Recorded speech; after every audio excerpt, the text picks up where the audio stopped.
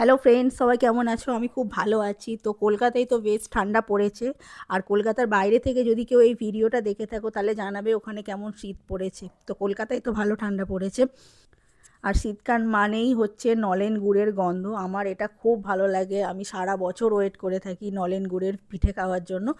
এখন যেহেতু বাড়িতে যাওয়া হয় না, তাই অগত্যা নিজেকেই বানিয়ে নিতে হচ্ছে আমার অপটু হাতে। তো আজকে দেখাবো একদম ঘরোয়াভাবে আমি কিভাবে পিঠে বানিয়েছি।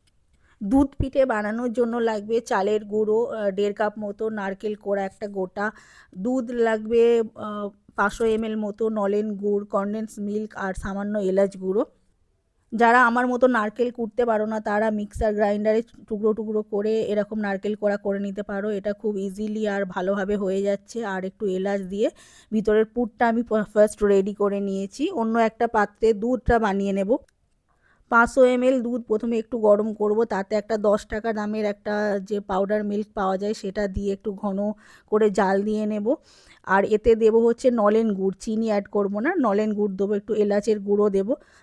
গুড়টা দিতে হবে দুধটা একটু ঠান্ডা করে, না হলে দুধটা ফেটে যাবে।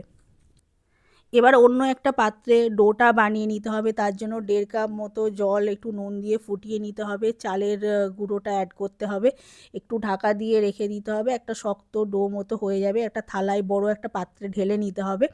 এবার হাতে একটু ঠান্ডা জল লাগিয়ে, যেহেতু গরমটা মাখা যাবে না, হাতে একটু ঠান্ডা জল লাগিয়ে এটা আটা মাখার মতো মেখে একটা ডো বানিয়ে নিতে হবে।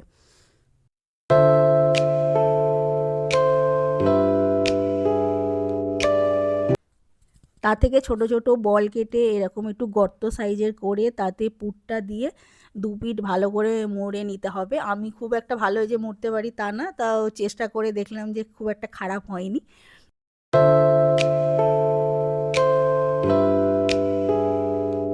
তো এইভাবে একে একে সব পিঠেগুলোর মুখ আমি মুড়ে নিয়েছি। তো দেখে বলো যে কেমন হয়েছে। আমি অপটু হাতে করেছি, তো ট্রাই করেছি আর কি, যে খুব একটা ভালো হয়েছে তা না, কিন্তু খেতে খুব ভালো হয়েছিল।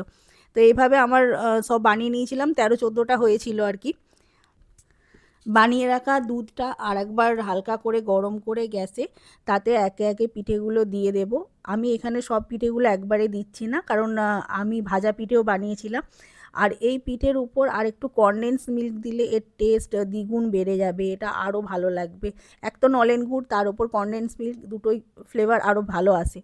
তো সাইডে একটা তাওয়া গরম করে আমি একটু ভাজা পিঠে করে নিয়েছিলাম। এটা পরের দিন আরও ভালো লাগে খেতে। এটা গুড়ে ডুবিয়েও খাওয়া যায়, নাহলে ভাজা এমনিও খাওয়া যায়।